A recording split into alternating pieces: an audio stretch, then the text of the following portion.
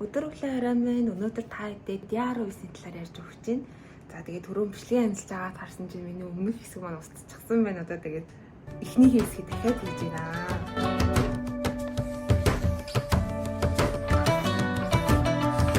За өнөөдөр болохоор би та хэдий удаан хугацааны дараа DR9-ийн талаар тайлбар бичлэг хийж байгаа.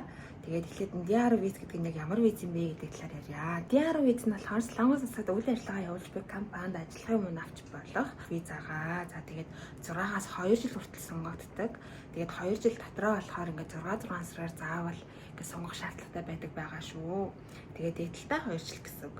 За DR виз нь болохоор 2 төрөл байдаг. DR1, DR2. DR1 виз нь болохоор оноо тоолох журмаар олгогддог. Харин DR2 виз нь болохоор альва нэг салбарт одоо өөрийн гэсэн технологитой түүгээрээ одоо дамжуулаад цаашдаа өөрийн гэсэн компани байгуулах гэж байгаа. Тэрэндээ бэлтэж байгаа хүмүүст олгогддог визагаа. Тэгэхээр бид хэдэд одоо хамгийн ойрхон бид хэдэд авах гээд байгаа виз нь болохоор DR1 виз учраас өнөөдөр DR1 виз дээрээ тулгуурлаад та хэдэд тайлбар хийж байгаа шүү. DR авахар хүсэж байгаа хүмүүст анхаарах ёстой хэдэн зүйл байгаа. Нэгдүгээр талаар DR нь өөр улсад оршин сууж байгаа, өөр улсад одоо төгссөн дипломтой хүмүүс бол хүсэх боломжгүй байгаа. За заавал Солонгост одоо ихтэй сургууль төгссөн хүмүүс л хүсэх боломжтой. Тэгээд яагаад гэж байгаа гэхээр DR визийг хүсэхэд хавгийжин гэдэг юм хэрэг болдог. Одоо ерөнхий бэлтгэх материал донд байдаг. За энэ юу юм бэ гэхээр бид хэдийн төгсчгөөд авдаг диплом байгаа. Тэгэхээр заавал Солонгост одоо сурж ийж D2 визтэй байсан байж DR визийг хүсэх боломжтой байгаа шүү. Тэгэхээр Монголоос DR визийг хүсэх сонирхолтой байгаа бол эхлээд нь за бакалавр сурсан бол мастраар Солонгос руу D2-оор ирж иж тэрийгэ төгснөхийн дараа DR хүсэх.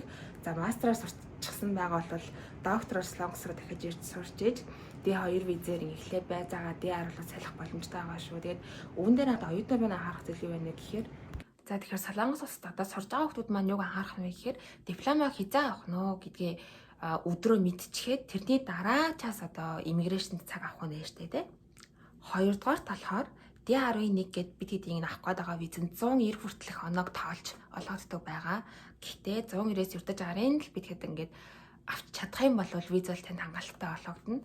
За тэр 60-д нь болохоор юу хамаард юм бэ гэхээр нэгдүгээр одоо насаагаан түүнээс одоо цаашлаад боловсролын төвшин Солонгост амьдарч буй хугацаа зэрэг тулгуурлана. Гэхдээ ямар нэг асуудалгүйгээр DR визийн асуудалгүйгээр авчаа гэж бодож байгаа юм бол топко өгсөн байх хэрэгтэй. Топко оноо бол маш өндөр нөлөө үзүүлдэг. Тэгэхээр та топкийн дөрөвс надад байх юм бол DR виз рүү ингээд сольж авахд ямар нэг асуудалгүй юм байна гэд харж хэрэгтэй шүү. Түн дээр бас өөр нэг анхаарах зүйл юу вэ гэхээр оюутнууд донд мэдээж бид цагийн ажил хийж байгаа буудал ч юм уу те хааны тийм цагийн ажил хийж байгаа ингээ баригдаад торгуултуулаад гарч ирсэн оюутнууд маань байгаа шүү дээ. Тийм оюутнууд маань болохоор DR өфөд нэлээд асуудалтай болт юм билээ.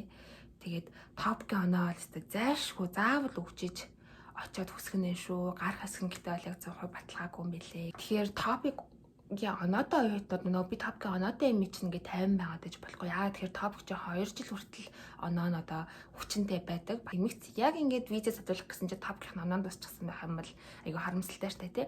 Тэгэхээр топкийн оноо одоо 2 жил маань хизээд дуусчихна гэдгийг тооцоолоод за тэгээд виз хүсэх тэр цаг хугацаагаа тооцоолж агаад оноо чинь дуусаарах юм бол топко дахиад өгөөрэй. Өөр улсад амьдарч байгаа монгол хүний өмнөөс л топко 2 жилийн нэг заавал өгөө топкийн оноо нь бол ингээ байн хүчинтэй байх нь бол бидний үүрэг чухал асуудал шүү гэж би хэлмээр байна. 3 дугаарт DR виз нь болохоор энд E-виз буюу одоо энд ажиллаж амьдрах байгаа хүмүүст одоо бэлтгэдэг тэр визагаа. За тэгэхээр DR визээс бол E-визнүүд рүү салж болдог гэсэн үг. За тэгээд E-визнүүд одоо авчихсан байлаа. За одоо юу гэдгийг ажилд ороод E7 виз угаасаа авдаг шүү дээ. E7 юм уу E9 авдаг. E7 виз авчихсан байлаа гэж бодоход би одоо ажил маань таалагдах болчлоо шүү дээ. Би эсвэл одоо ажил дээр нэг дээрлгүүлэх тийм тохиолдлоо гэж бодоход эсвэл компани татан буугдж байгаа тохиолдолд DR виз руугаа буцаад хүсэж болдог. Тэгээд тэр нь болохоор нэг юм үлдсэн хугацаанд тулгуурлаж олгогддог биш. DR зүгээр дахиж үсээд авах боломжтой байдаг тийм виз юм байна шүү. Дэн дээр бас дахиад нэг хэлмээр байгаа нь болохоор бид хэд одоо хагасаа буюу 4 жилээр сурч чаад 2 жил DR виза авч байж агаад би ажилд орчихсангууд тэгвэл би дахиад сурмаар штэ тий. За тэгмэц согсаа буюу мастраар дахиад 2 жил сурж агаад тэрний дараа дахиад DR-ыг хүсэж болдгоо. Гэхдээ хүсэж байгаа тохиолдолд болохоор та ямар нэгэн юм зөрчил гаргаагүй, торгуул төлөөгүй, мэдээж топик онооч өвчнтэй. Тэгээд нас чинь болохоор тэр оноондоо багтгууц настай байж иж одоо болдог байгаа шүү. Тэгээд түнчлэн бас DR визийг дахиж хүсэж байгаа тохиолдолд сүүлийн 1 жил дотор DR визээр Солонгост амьдраагүй байх ёстой гэсэн шаардлагыг хангах ёстой юм билээ. 100% гарнаа гэсэн үг бол биш. Иммиграшн дээр очиход урд чинь сууж байгаа тэр ажилтан ер нь таны визийг сонгох үгүйг шийддэг юм билээ. Тэгэхээр тэр хүн яаж шийднэ үү? Таны одоо дүн кардагч байна уу? Тэ одоо өнгөрсөн хугацаанд Солонгост амьдарч байгаа тэр history архивыг чинь харж агаад шийддэг юм байна шүү. Тэгэхээр 100% бол гарна гэсэн үг бол биш юм байна гэдгийг та хэд мань анхаарчаарай. За дөрөвдүгээрт болохоор DR визтэйгээр интернэж болтгоо. D2 визтэй байж байгаа. DR руу салжлаа. Солиод байж байгаа. Дээр тийшээ нилээ ингээд CV-гээ явууллаа. Би ажилламаар ангийн хүсэлт гаргалаа гэсэн нэг компаниас танд ингээд ярьцлагын цаг ярилцлага өгөөд тэнцвчлээ. Тийм тохиолдолд цаад компаниас за би эхлээд нь чамайг интернээр амаар байна гэх юм бол интерн хийх бүрэн боломжтой.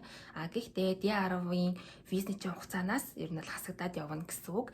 D10 визэн дээрээ интернээ хийн гэсэн үг шүү. Гэхдээ анхаарах зүйл юу вэ гэхээр ажилдаа чүргэн иж эхэлснээс хойш ажилдаа явж эхэлснээс хойш 10 хоногийн дотор чүрэггүй буюу иммиграшн руу би энд интерн хийж байгаа гэсэн шингүү мэдээлэл хийх хэрэгтэй. Хизээ зөвшөөрөх хугацаа нь хамаагүй гол нь ажилдаа явж эхэлснээс 10 хоногийн дотор интерн хийх шингүүг хийсэн нь маш шаардлагатай юм биш үү.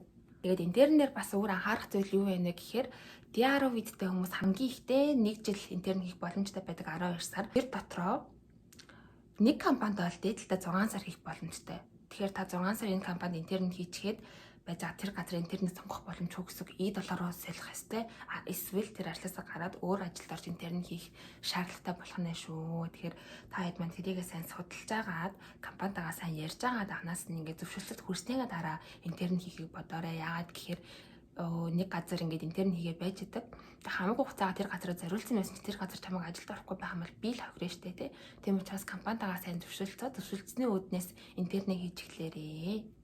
Цаашлаад D10 хүсэж байгаа би яг ямар бичиг баримтыг бэлдэх ёстой юм бэ гэдгийг харцгаая. Ер нь бол кибун жогов руу ерөнхийд нь яг энэ эдийг бэлтчихсэн байхад болдог. Нэгдүгээрт хагвижин гэдэг нь болохоор түрүүний одоо дурдсан таны диплом, хоёрдугаарт пассворт, тэгээд шимтгэл 130,000 вон. За тэр 130,000 вон дотор болохоор 100,000 вон нь виз солигдож байгаа тэр төлбөр шимтгэл явдаг. 30,000 вон нь болохоор үнэмлэх солих төлбөр байдаг. Иммиграшн дээр буцаж очиж авч байгаа тохиолдолд бол 30,000, гэрлүүгээ хөргүүлж байгаа тохиолдолд болохоор тэгбэний мөнгөш нэг 3,000 вон илүү нэмэгддэг байгаа шүү. Тэгээд үчээгүйгээр хүрээд ирд юм билээ. За тэгээд тэрнээс гадна нэг санууч хэлэх юм юу вэ гэхээр за би тэгээд иммиграшнээр очиж байсан чи ямар нэг юм мартах тохиолдол гарна штэ. За бугсаа хийдэг санжуу, хевлэж авдаг санжуу мэдээж иммиграшны ажилтнанд өгөх хэрэгтэй. Тэгмээс иммиграшн дээр болохоор зөвхөн бэлэн мөнгөөр үйлчилдэг. Одоо юм копи хийсэн гэж бодоход дандаа л бэлэн мөнгөөр үйлчилдэг учраас иммиграшн руу явахдаа одоо энд 130,000 гэж байгаа бол за хамгийн багадаа нэг 150,000 вон бэлнээр заавал аваа явчихж байгаарэ. Ядаж л 6 дарахаа мартчихсан байлаа гэж бодъё л да. 6 дарахаа мартчихсан байх юм бол тийм ч 6 дарахад 12,000 вон илүү болт юм лээ. Тэгэхээр нэг 150,000 вон, 160,000 вон бэлнээр аваа явчихсан байхад дахиж иммиграшнээс гарч ороод ах шаардлагагүй тэр дотор асуудлаа гис шийдчих нэ хана штэ. Тийм болохоор тэгж бэлдээд явж байгаарэ гэж би өөрөө зүгээс зөвлөмөр байна. За 3-дугаарт гадаад иргэний өмнөлт буюу цэгэр өмнөлт бол мэдээж авч явна. Тэрийг хураалгаад тэгээд виз өөрчлөгдсөний дараа дахиад цэгэр өмнөлтөөр авна гэсэн үг шүү дээ. За тэгээд түн дээр үнэлээд мэдээж зураг нь бол солигдож байгаа, үнэмлэх солигдож байгаа. Бас за зөвхөн үнэмлэх солигдож байгаа тохиолдолд биш. Ер нь л иммиграшн дээр очиж ямар нэг юм сорив бичиг баримт өгч ямар нэг юм шингүү ч юм уу ямар нэг юм хийж байгаа бол заавал сүүлийн 6 сард авахулсан зураг гэж нэхэгддэг. Тэгэхээр 6 сар болгон өөрөө чинь зураг ер нь л ингээд апдейт хийж явах хэрэгтэй байх нь шүү дээ. Тийм болохоор ер нь л 6 сартаа нэг даруулах нь зүг байх нь шүү. Заавал зурчны газар очиод гой зураг харуулах шаардлагагүй шүү дээ. Гадуур ингээд явгуудаар байдаг нэг 10,000-ийн газруудаар ч юм уу зураг зүгээр даруулаад 6 сартаа нэг зураглаад хадгалаад явхад нэг төрөвчөндөө нэг зураг аваад явж хахад дараа нь аминд ордог доо. Аминдаа оруулсан хүн байна. За дөрөвдүгээр талаар тунхав шинчансаа та бид бүдийн мэдих байнга л бүгэлждэг нөгөө нэг материал. Энийг бүглөөд очих юм бол очиод заавал хэн очиод бүглөөд авах шаардлагагүй юм штэ тий. Тэгэл 6 наагаад очих юм бол 6 мартахгүй нэг юм сайн талууд байна. Би ер нь л байнг гэдэг байхгүй өмнөх өрөөсөж байгаа гэсэндээ бэлтждэг. За 5 дугаар болохоор ажил хайх төлөвлөгөө. За энэ нь одоо юу юм бэ гэхээр виза 6 сараар сонгох юм бол дараагийн 6 сард би эхний сартаа юм хийн, 2 дугаар сартаа юм хийн, 3 дугаар сартаа юм хийн. Би бол нэг хвчлэг ингээ бичдэг байсан юм. Эхний сартаа CV-гээ сайжруулна, 2 дугаар сартаа англи нэр шалгалтыг өгнө, 3 дугаар сартаа нэг юм англи нэр шалгалтын оног дээрлүүлэн ч юм уу те. Тэгжиж би нэг ажил авах гэдэг шүү дээ. Тэгээд 4 дугаар сартаа нэг юм ажилтайгаа холбоотой чаг явж цуглуулна ч юм уу те. Тэгээд 5 дугаар сартаа болохоор ингээд яшими иртэш ингээд CV-гээ явуулна, 6 дугаар сартаа аль болох мян job өгнө гэж бичдэг байхгүй. Ер нь л очих болгоно тэгээ бичсэн байхад тэрийг нэг тэгэж айхтаар ингээд судалж хараад байхгүй. Өөрийнхөө би дараагийн 6 сартаа мэдээж хүн болгон ажилд ормоор л байгаа штэ. Тэгээд дараагийн 6 сартаа би юу хийх төлөвлөж ийнвэ гэдгээ нэг юм айгүй богинохон, айгүй ойлгомжтой өгөөд нэг богинохон хэд өгүүлбэр биччихэд л болно. Тэрэнд бол нэг цагаан зураг шаардлагагүй, амьд гэж ухаж хардаггүй болохоор. За 6 дугаар болохоор энэ бас айгүй чухал. Юу вэ гэхээр цэрүүжи эвзэн сорё. Оршин буй газрын тодорхой биш юм. Оршин буй газрын гэрээ. За энэ дээр одоо хоёр жишээ байгаа шүү. Нэгдүгээр талаар байрны чин гэрээ оригинал дээр байдаг бол гэрээгээ заавал копидод очсон байх. Эсвэл их хуваар нь очоод авч очоод нөгөө нэг копиддаг газар байгаа шүү. Бэлэн мөрүүлцдэг гэдэг байгаа. Тэнд копидох. Хоёрдугаар талаар хүний нэр дээр байдаг бол нөгөө хүний үнэмлэлнийх нь хөлбөр. За тэгээд одоо тэр хүний нэр дээр гэрээ хэрэгтэй. За тэгээд энэ хоёрын аль тохиолдолд та чүмийн сента дээрээ тэр газрынхаа өрх дээрээ очоод суух дээр очоод заавал тэр газраа өөрийгөө амьдарч байгаа гэдгээ шингүү хийсэн байх хэрэгтэй. Үгүй бол эн чинь хүлэмжшөөрөгдөхгүй. Тэгээ шингүү ихт болохоор ямар тохиолдолд хүлэмжшөөрдөг вэ гэхээр тэр газар руу нүүж очсноос хойш гэрээний хугацаанаас хойш 10 хоногийн дотор билүү 14 хоногийн дотор билүү би бас сайн сандгүй. Ер нь бол баг гэрээгээ хийсэн тал маргааш нь очиод гис ер нь шингүүгээ хийчих хэрэгтэй би энэ дэмжиж байгаа шүү гэд өөрөө чирүүжийг салчих хэрэгтэй гэсэн үг. Тэгээ тэрийг бас нэлээд анхаарч байгаарай. Тэгэхгүй гэх юм бол одоо 10 билүү 14 хоног би хэдийн санахгүй байна та тарчаарай за. Тэр хоног дотроос салахгүй бол торгуулталдаг байхгүй. Торгуулталчна гэдэг чинь дарааныхаа визийг сунгахад асуудалтай болоод ирнэ гэсэн үг байхгүй. Нэг тэгэж тухайн үед нэг 100 мянган вон төлөөд байгаа чухал биш. Чухал юм юу вэ гэхээр одоо тэр иммиграшн та нэг юм historyтэй болчлаа л гэсэн үг. Энэ хүн ингээд юмыг байх ёстойгоор хийдгүү, юмны цагийг хэтрүүлдэг, юмд анхаардгүй гэсэн юм historyтэй болчихно гэсэн үг. Тиймээс түрүү ингээд яриад байгаа шүү дээ. DR-ыг дахиад өсч болохоо гэдэг дахиад өсгөд бол гарахгүй ч байх магадaltaй л гэсэн үг байхгүй юу? Бараг энэ удаа гарахгүй байх ч магадлал бас байгаа. Ер нь тэгээд айлгаад байдаг. Тэгэхээр тэрийг таад маань заавал гэрээгээ ингээд бүх цаадад очиорой. Нүүснээсээ заавал 10 хоногийн дотор очиж шингүү хийгээрээ өөрт чинь цааш нь хэрэгтэй шүү гэж хэлмээр байна. За тэгээ сүүлийн юм болохоор энэ бол нэмэлт сариунда багтдгийн. Гэхдээ би бол ерөнхий өөрийнхөө дөр өмнөх түрүүний хэлсэн сариунуудтай хамт аваад явцгаад өөрчлөл хэрэгтэй болов уу гэж бодож байна. Тэгэхээр топко төгсөхөөс өмнө нэг заавал өгчөөрэй, 2 жил читэй тусахнаа анхаараарай. Төгсөх курс оюутнууд минь тэгээд төгсөж ийнгээ баярлаад яваад байлгүй Солонгос татаа цаашдаа амьдрья, ажил төрөлд орё гэж бодож ивэл эртнээс юм бэлтээрээ. Ер нь юмд эртэтэн гэж байдгүй, оройтно гэж бол мэдээж байдаг. 6 сарын өмнөөс ер нь юмаа бэлтчихэж байгаарай. Иммиграшн дээр цаг аавна гэдэг бол маш том асуудал байдаг. За одоо чинь 8 сарын хэдэн байгаа штэ тий. Тэмэгц 9 сарын цаг авахд одоо л авах боломжгүй. Яагаад гэвэл бүх цаг дүүрчихсэн байдаг. Надаас гадна хэдэн олон хүн одоо Солонгост гадаад хүмүүс амьдарч байгаа илээ. Тийм учраас цагаа нэг 2 сарын өмнөөс авчиж байгаарай. 3 сарын өмнөөс авсан ч оройтхгүй. Өнөөдөр DR-ийнхаа саллтыг хийлгдсэн бол дараагийнхаа сонголтынхаа цагийг авсан байхад бол ерөөсө буруудахгүй. Өөрийн ер нь бол аминд хэрэгтэй болдог шүү. Тэгээд юмдаа жоохон хэрэгтэй болдог шүү гэж хэлье. Ямар их өвлчих вэ? Загнах гээд байгаа юм шүү байна. Тэгээд өөрийн хэлэхдээ нэг чухал юм байсан юм аа. Сонголтын талаар ярих гэсэн баггүй. Сая би болохоор виз солих талаар ярьсан шүү дээ. D2-аас D10 солих талаар. За сонголт болохоор яаж хийгддэг вэ гэхээр яг адилхан иммиграшн дээр цагаа эрт авах хэрэгтэй. 2-3 сарын өмнө авах хэрэгтэй. Тэрнээс гадна очихдоо түрүүний хэлсэн материалуудаа яг тэр ивээр нь бариад очдог. Топкийн оноо албар ингээд заавал шаарддаг. Тэрнээс гадна дахиад нэг сарын нэмэгдэх юм юу вэ гэхээр Солонгос D10-аар амьдарч байгаа хүүхдүүд маань Сараа минь Job Korea тэ одоо энэ өөрчив байдаг лээ. Эдгээр аппликейшн дээр одоо өөрийн гэсэн аккаунтыг үүсгээд за багадаа 7 хоногт нэг удаа ямар нэг компани руу цивон хийж авах хэрэгтэй. ямар нэг компани руу CV-гээ явуулж байгаа хэрэгтэй гэсэн үг. Тэгээд энийг явуулснараа тэр Сарамин байна уу, Job Korea байна уу тэр рүү үүсдэг байхгүй, history үүсдэг. Дараа нь ингээд Jimyonsa авах гэсэн нэг юм хэсэг гадарсан мэй тий. Тэрийг ороо авах юм бол чи хэдэн сарын хэдэнд ямар компани руу хизээ CV-гээ явуулсан бүгд гарч ирдэг. За тэнгүүд виза DR виза сонгох олмогц иммиграшнээс нийт нэгдэг байхгүй юу? Чи ингээд 6 сарын хугацаанд яг чивон хийсэн юм уу, юу хийсэн, CV-г хөгжүүлсэн юм уу, CV-г юу ч чинь явуулсан юм алиа харъя гэж одоо нэхнэ гэсэн үг. Яг өнгөрсөн хугацаанд яг юу хийсэн гэдгийг чинь шалгадаг. Тийм учраас таад маань за DR визээ сольчлоо. Сольсныхаа дараа нэгдүгээрт яах нь ах нь Сарамин Job Korea гэдэг энэ хоёр дээр аккаунт үүсгэх нь ахна 7 хоног болгоно нэг газар руу заавал өөрийнхөө пүнья руу явуулаад авах шаардлагагүй, ямар ч хамаагүй нэг газар руу чивоны CV-г явуулах нь байна. Хоёрдугаар дараагийнхаа сонголтынхаа материалыг бэлтгэх нь байна. Сонголтынхаа цагийг авах нь байна. За эднэрийг анхаараарай. DR виз дээр туршлагатай үнээр таад бол энийг хэлмээр байна.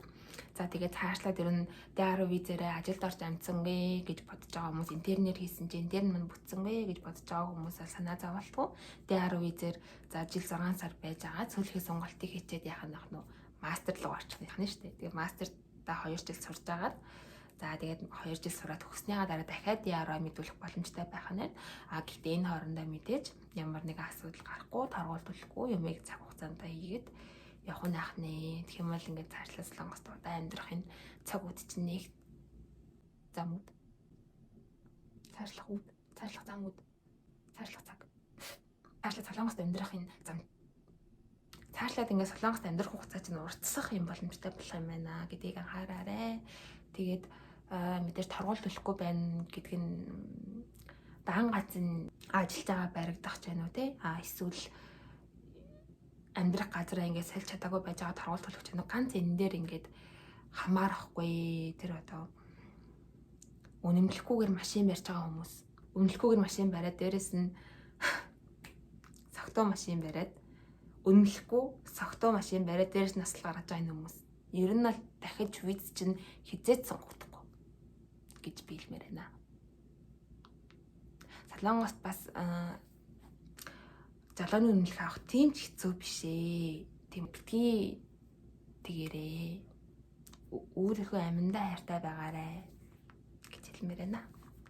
За баахан цагинсан бичлэг болчлоо. Sorry. Баяртай. Амжилт хүсье. Тэгээд дараагийн бичлэгүүд ороод явнаа. Тэгээд хайдыг заавал subscribe дээр хийгэж хэлэхгүй л та гэтээ хичээрээ за. Лайк таарай.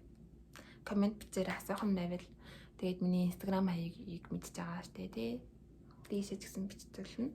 Ямар нэг юмний талаар асуумаар байх юм шууд DM биччихүүлнэ. Би тэр талаар чинь шууд DM дээр хариулах юм уу бичлэг хийгээ шууд оруулж өгнө. Тэгээд нэг тийм өөрийгөө бүх юм мэддэг гэдэг ааж биш л дээ. Бас эмийг ааж мэдгүй та уфалтсмаар байх юм надаа байх ч юм билүү тий.